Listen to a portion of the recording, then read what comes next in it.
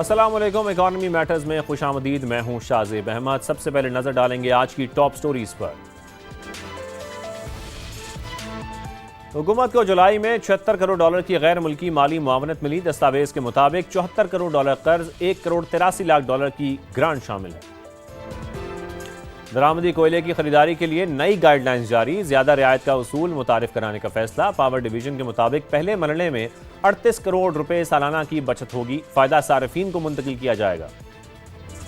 اور کابینہ کمیٹی نے جاری کی 3 ڈسکوز کے ری اسٹرکچرنگ پلان کی منظوری۔ موجودہ ملازمین کی ریٹائرمنٹ کے تمام معاملات و واجبات فیسکو، گیپکو اور آئسکو کے ذمہ رہیں گے۔ اثاثے، پینشن اور ریٹائرمنٹ سمیت واجبات حکومتی کمپنی کو ٹرانسفر ہوں گے۔ اور آپ کو ذکر کریں گے غیر ملکی کرنسیز کا۔ انٹر بینک میں ڈالر کی قدر کو دیکھا جائے تو 3 پیسے کی کمی اس میں ہوئی، جس کے بعد اس کی قیمت 277 روپے 52 پیسے پر آ گئی ہے۔ یورو کو دیکھیں تو یہ آج 10 پیسے سستا ہوا ہے، تو برطانوی پاؤنڈ 15 پیسے کمی سے 378 روپے 41 پیسے پر آ گیا ہے۔ گولڈ مارکیٹ کی بات کرتے ہیں۔ ملک میں سونے کی قیمت میں 4 دن اضافے کے بعد آج کمی دیکھی جا رہی ہے۔ فی تولہ 600 روپے یہ سستا ہوا ہے، قیمت 4,86,536 روپے ہو گئی ہے۔ 10 گرام کے ریٹس کو بھی دیکھ لیتے ہیں، یہ 514 روپے اس میں کمی دیکھی گئی۔ انٹرنیشنل مارکیٹ کو دیکھیں تو $6 فی اونس یہ سستا ہوا، جس کے بعد قیمت 4,640 ڈالر پر آ گئی ہے انٹرنیشنل مارکیٹ میں۔ آج کے موضوع کی طرف آتے ہیں۔ آج کے پروگرام میں ہم ذکر کریں گے ملک میں غیر ملکی سرمایہ کاری کا۔ تو یہ کہا جا سکتا ہے کہ حکومتی دعوے ہی رہے ہیں۔ ملک میں غیر ملکی سرمایہ کاری بڑھنے کے بجائے کم ہوئی ہے۔ اسٹیٹ بینک کے مطابق گزشتہ مالی سال کے مقابلے 20% کمی ہوئی ہے۔ والیوم 2 ارب 40 کروڑ ڈالر سے کم ہو کر 1 ارب 60 کروڑ ڈالر پر آ گیا ہے۔ دوسری جانب کچھ بڑی ملٹی نیشنل کمپنیوں کی جانب سے اپنی کمپنیوں کو فروخت کر دیا گیا، یہ خبریں بھی سامنے آئیں۔ پھر اپنے آپریشنز کو محدود کیا گیا ان کی جانب سے۔ وہیں پر کچھ نئی غیر ملکی کمپنیوں کی بھی پاکستان میں انٹری ضرور ہوئی ہے۔ ماہرین کی جانب سے غیر ملکی سرمایہ کاری میں کمی کو تشویشناک قرار دیا جا رہا ہے۔ ان کے مطابق پالیسیوں میں تسلسل کا نہ ہونا ایک بڑی وجوہات میں شامل ہے۔ دیگر وجوہات میں کاروبار کی بھاری لاگت یعنی کہ کاسٹ آف پروڈکشن، بجلی کا ہائی ٹیرف، گیس کی قیمتوں میں اضافہ، پھر پیٹرولیم کی بلند قیمتیں، ہائی انٹرسٹ ریٹ اور ٹیکسز کی بھرمار ہے۔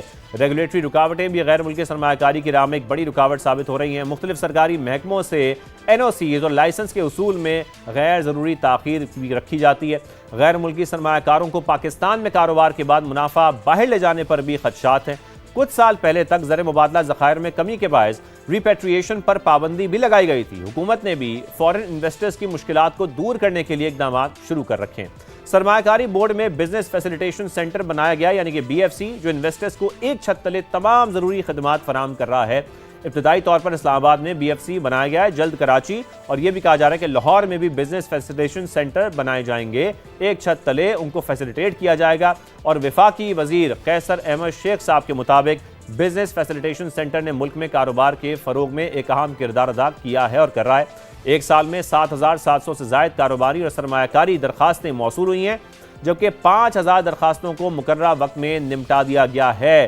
انویسٹمنٹ پر، FDI پر اور BFC کے حوالے سے ہم نے آج بات کرنی ہے۔ قیصر احمد شیخ صاحب وفاقی وزیر برائے بورڈ آف انویسٹمنٹ ہمارے ساتھ موجود ہیں۔ بہت شکریہ قیصر صاحب۔ قیصر صاحب ہم یہیں سے کرتے ہیں کیونکہ ریسنٹلی آپ نے دورہ بھی کیا BFC کا۔ یہ بزنس پروسیجر کو سمپلیفائی کرنے کے لیے جو انویسٹمنٹ بورڈ نے BFC بنایا ہے، کیا نتائج حاصل ہو رہے ہیں اس سے؟ اب تک کیا ہو سکا ہے کیونکہ ریڈ ٹیپ جو شکایات ہیں وہ ایک معمول بن گئی تھی؟ بسم اللہ الرحمن الرحیم۔ یہ مین یہ چیزیں دیکھیں نا، ہمارے ہاں جو انویسٹر ہوتا ہے نا، اس کو ٹائم لگتا ہے ہر شعبے میں الگ الگ SECP میں سیپریٹلی اگر کوئی انکم ٹیکس کا میٹر ہو یعنی FBR سے یا کوئی بھی اس کو لائسنس چاہیے تھا، تو وہ ہم اس کو سمپلیفائی کر رہے ہیں، ریگولیشنز کو کم کر رہے ہیں اور جو غیر ضروری اجازتیں ہیں یا پرمٹ لائسنس ہیں اس کو ختم کر رہے ہیں۔ تو یہ تو بہت بڑا فیسیلیٹیشن ہے لوکل بزنس کے لیے بھی اور FDI کے لیے بھی۔ تو اس میں ہم تو یہ آپ کو بتا سکتے ہیں کہ کوئی 6-7 ہمارے پاس آئی جو کہ لوگوں نے اپلائی کیا، جو لوگوں نے مانگا، جو مختلف ان کے رکے ہوئے تھے نا، تو ہم نے ان کو فیسیلیٹیٹ کیا۔ باقی یہ انویسٹمنٹ تو اسی کے ساتھ جب یہ بہتری ہوگی تو انویسٹمنٹ آئے گی نا۔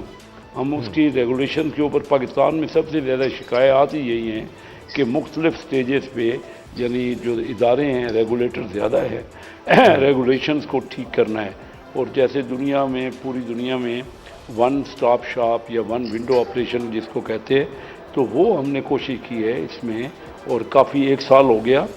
تھوڑا سا ہم ایڈورٹائز اور کر رہے ہیں, اس کی پبلسٹی کر رہے ہیں تاکہ پورے بزنس مینوں کو اس کا اندازہ ہو جائے.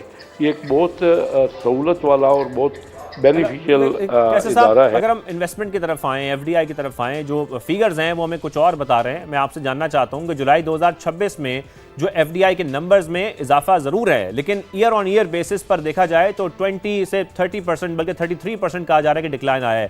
ایکچوئل پرفارمنس انڈیکیٹرز بہتر ظاہر ہے ایئر آن ایئر بیسس پر ہی سمجھے جا سکتے ہیں. بڑی وجہ کیا رہی ہے اس کی, یہ مسلسل ڈکلائن کیوں آ رہا ہے؟ دیکھیں یہ آپ درست کہہ رہے ہیں کہ ہمارے یہاں انویسٹمنٹ میں کمی آئی ہے, پچھلے سالوں سے بھی کمی آئی ہے. پچھلے 10 سال میں بھی آپ لے لیں تو انویسٹمنٹ کی ایوریج تو $2.5 بلین رہی ہے. پچھلے 10 سال کا پورا ڈاٹا بھی لے لیں, اور اس سال کمی آئی ہے. You are very right. اس کی وجوہات یہی ہیں کہ ایک تو آپ دیکھ رہے ہیں کہ لا اینڈ آرڈر کی صورتحال پہ امپرومنٹ ہونی ضروری ہے. پھر ہمارے یہاں پاور کی پرائز جو انرجی کی قیمت ہے, لیکن میں سمجھتا ہوں سب سے زیادہ یہ بھی وجہ ہے کہ افغانستان سے جو ایسکلیشن ہو رہی ہیں ان کے یہاں سے, تو ہمارا وہ بارڈر بھی بالکل بند ہو گیا ہے. پہلے انڈیا کے ساتھ تو ٹریڈ کلوز تھی, اب افغانستان کے ساتھ بھی بالکل بند ہے, اور ایران کے ساتھ جنگ ہو رہی ہے. تو اس جنگ کی وجہ سے آپ دیکھ رہے ہیں کہ آئل کی پرائز بڑھ رہی ہے, اور دوسرا ان کے ایران میں بھی سینکشنز امریکہ نے لگائی ہوئی ہیں, اور ہمارا ایران سے بھی بزنس کا امپیکٹ ہو رہا ہے. تو پوری دنیا میں جو ٹریڈ ہوتی ہے نا, یعنی انویسٹمنٹ آئے گی تاکہ انڈسٹری بڑھے اور پروڈکٹس بڑھے اور کچھ ایکسپورٹ ہو. لیکن ایکسپورٹ کے لیے مینلی ریجنل کنٹریز کے اندر ہی آج کل دنیا میں ایکسپورٹ ہوتی ہے زیادہ تر.